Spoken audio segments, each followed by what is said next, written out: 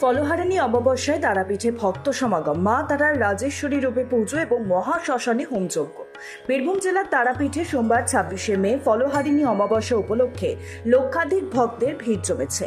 সোমবার সকাল 11:09 থেকে মঙ্গলবার সকাল 8:46 পর্যন্ত এই পবিত্র তিথিতে পূজিত হচ্ছেন মা তারা।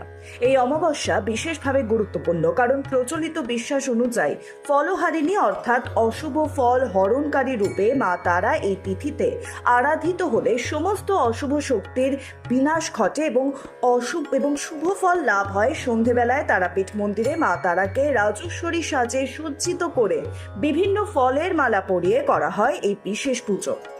মন্দিরে যখন মায়ের আরাধনায় ব্যস্ত ভক্তবৃন্দ, তখন পাশের মহাশ্মশানে সাধু সন্তদের আয়োজনে শুরু হয়েছে হোমযজ্ঞ। আধ্যাত্মিক পরিবেশে মুখরিত তারাপীঠে এই দিনটিকে ঘিরে সৃষ্টি হয়েছে ভক্তি ভাবনা ও তপস্যার এক অপূর্ব মিলন মেলা। Bureau report, Tarapith TV.